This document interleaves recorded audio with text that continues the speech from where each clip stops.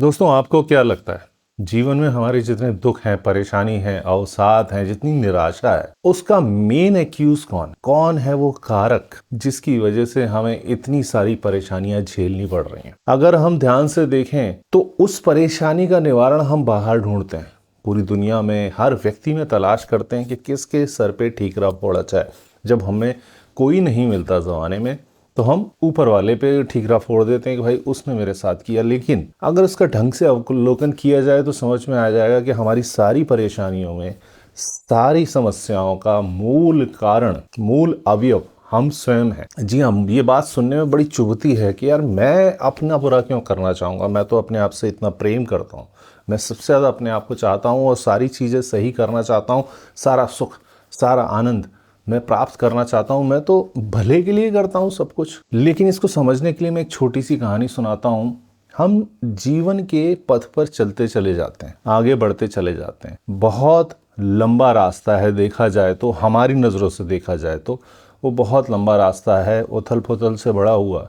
और हमको लगता है बड़ा स्ट्रेट फॉरवर्ड है, चलते जाना है, चलते जाना है। हमें लगती है प्यास। उस प्यास को समाप्त करने के लिए हम जगह जगह पे जाके गड्ढे खोद कि भैया गड्ढा खोदो, पानी निकालो, पानी पियो, फिर चलो जीवन के राह पे। तो हम ये करते चले जाते हैं। धीरे धीरे धीरे धीरे हमारे गड्ढों की संख्या बढ़ती जाती है, क्योंकि रास्ता लंबा है, हमें बड़ी लंबी दूरी तय करनी है और निरंतर चलते रहना है। समझ रहे होंगे। तो आगे चलते चलते हम ये भूल जाते हैं और हमें शायद मालूम नहीं है कि आने वाले भविष्य में ये रास्ते में यू टर्न है, बहुत सारे यू टर्न। अब चूंकि वो इतना लंबा वीरान रास्ता है और जिस पे अकेला हर व्यक्ति को चलना है, तो उसको नहीं मालूम पड़ता आस पड़ोस में क्या हो रहा है, क्या सर्कमस्टांसेस बन रहे हैं, क्या चीजें चल रही हैं। वो केवल चला जाता है एक टक। अब जब वो यू टर्न आते हैं तो वो गड्ढे जो हमने खोदे थे पानी पीने के लिए, क्योंकि हमने पानी पिया, आगे बढ़ गए, हम भूल गए कि इन गड्ढों को भरना भी है। हमने क्या फर्क पड़ जाता है यार, ये गड्ढे पड़े रहने दो ऐसे। और जब जीवन के पथ पे फिर बार बार वो रास्ता ऐसा है कि उसके बारे में बताया नहीं जा सकता, टेढ़ा मेढ़ा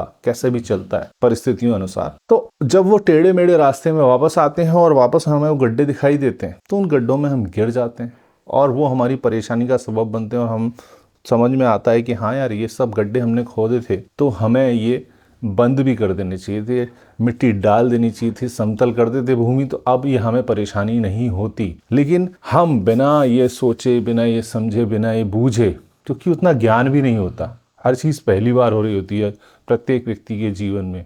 वो कोई बहुत सारा बैगेज लेके नहीं आया अपनी इन्फॉर्मेशंस का, या कोई SOP है, कोई बुक है जिससे आप पढ़ के समझ लेंगे कि अब आने वाले भविष्य में होने वाला क्या है। उसका अनुमान लगाया जा सकता है, ज्ञान से उसको समझा जा सकता है। लेकिन जो बेसिक चीजें हैं कि भाई जो गड्ढा आपने खोदा है, उस गड्ढे को आपको खुद को भरना चाहिए। तो जब गड्ढे आते हैं तब हमको शायद हम ये तब भी भूल जाते हैं कि गड्ढे किए किसने। हम तो बोलते हैं भाई गड्ढे मैंने नहीं किए, ये यार इसलिए शायद मेरे को परेशानी हो रही है इन गड्ढों में, इसलिए बार बार गिर रहा हूँ, पता नहीं कौन खोद के चला गया। तो जीवन में होता यही है। तो हमारी सारी समस्याएं हमारे सामने आती हैं, उस टाइम पे हमें केवल यही विचार आता है कि भाई इसका कोई कारण है, ये मेरे भाग्य की वजह से हो रहा है, या ये फलां व्यक्ति ने किया, ये ढिकाने व्यक्ति ने किया, अगर ये लोग ना करते तो ऐसा नहीं होता।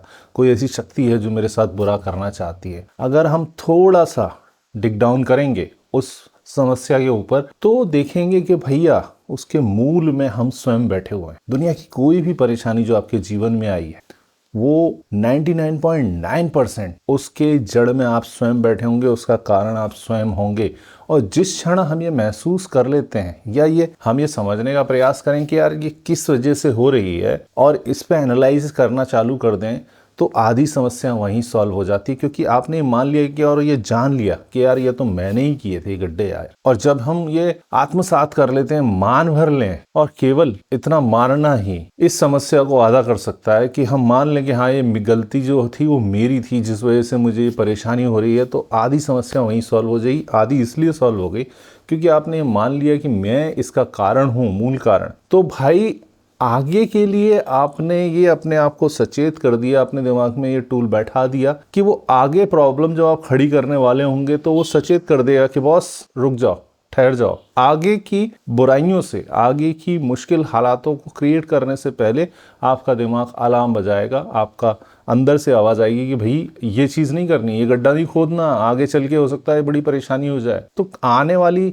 समस्याएं आप खड़ी नहीं करेंगे और जो पुरानी हो गई उनको भी बेहतर तरीके से आप डील कर पाएंगे। लेकिन पहले हमें मानना पड़ेगा कि ये जो समस्याएं हैं ये हमने ही पैदा की हैं, हम ही इसी के जनक हैं। अच्छा, एक मजेदार किस्सा इसी बारे में ओशो भी सुनाते थे जब वो प्रोफेसर थे जबलपुर में। तो भाई जब वो पढ़ाते थे वहाँ पे कॉलेज में, तो उनका एक सहकर्मी था, वो रोज टिफिन लेके आता था और लंच में जैसे जनरली कॉलेज स्कूल में बैठते हैं प्रोफेसर और लेक्चरर्स, तो सब लोग खोलते थे अपना टिफिन, तो वो भी अपना टिफिन खोलता था और अपना सर पकड़ के हमेशा झल्ला के बोलता था, यार फिर वही आलू, फिर वही चपाती। ओशो ने देखा, उन्होंने बोला ठीक है यार, चलो इसको प्रॉब्लम होगी, शायद इसे चपाती आलू समझ में नहीं आते, पसंद नहीं है। अगले दिन फिर वही बात, फिर वो ढक्कन खोले टिफिन का और बार बार बोले फिर वही चपाती, फिर वही आलू। अब ओशो से कुछ दिनों बाद रहा नहीं गया, तो उन्होंने बोला, अरे बोले दोस्त, ये रोज आप टिफिन खोलते हो, जब आपको आलू और चपाती पसंद नहीं है तो फिर आप ये क्यों मना नहीं कर देते हो अपनी पत्नी को, जो भोजन बनाती है या जो भी आपके यहाँ घर पे खाना बनाती है पत्नी,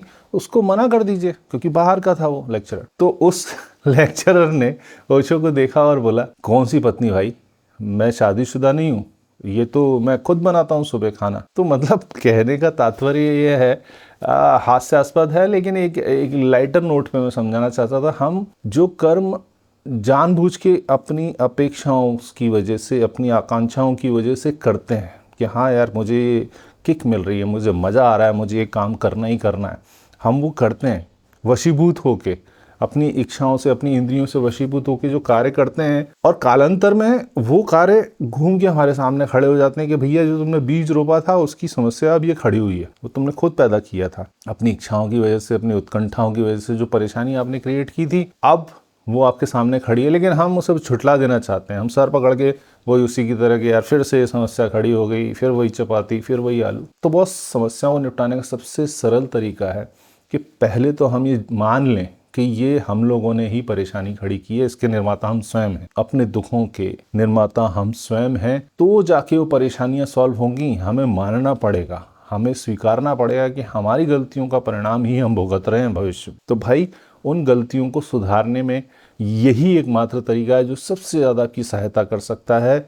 इसके अलावा जब तक हम ये ठीक रहा या ये दोषारोपण दूसरों पे करते रहेंगे, उनसे मदद की भीख मांगते रहेंगे कि मेरी प्रॉब्लम सॉल्व करो, तो कोई एक बार कर देगा, 2 बार कर देगा, 4 बार कर देगा, बार बार नहीं करेगा यार, क्योंकि आपको ही नहीं समझ में आ रहा है कि ये प्रॉब्लम आपने खड़ी की थी, दूसरे की समझ में भली भांति आता है। वो दया भाव में, करुणा भाव में आपके संग अच्छा कर देंगे, लेकिन अल्टीमेटली वो तो निरंतर बढ़ती जाएंगी ना, एक्यूमुलेट होती जाएंगी परेशानियां। तो अपनी निराशा, अपने अवसाद, अपनी कुंठा, अपनी वेदना, अपने दुख को निपटाने का एकमात्र तरीका है अपनी जिम्मेदारियों को लें, माने कि ये मेरे दुष्कर्मों का परिणाम ही मैं भुगत रहा हूँ। और अगर आप जांचेंगे तो यही पाएंगे, यही निष्कर्ष निकालेंगे आप भी। और जब ये निष्कर्ष आप निकाल लेंगे तो मान लेंगे तो कि भाई ये परेशानियां मैंने खड़ी की हैं, तो आने वाली परेशानियों को भी आप रोकेंगे और उन परेशानियों को भी बेहतर तरीके से उनका समाधान कर पाएंगे और आगे बढ़ते जाएंगे।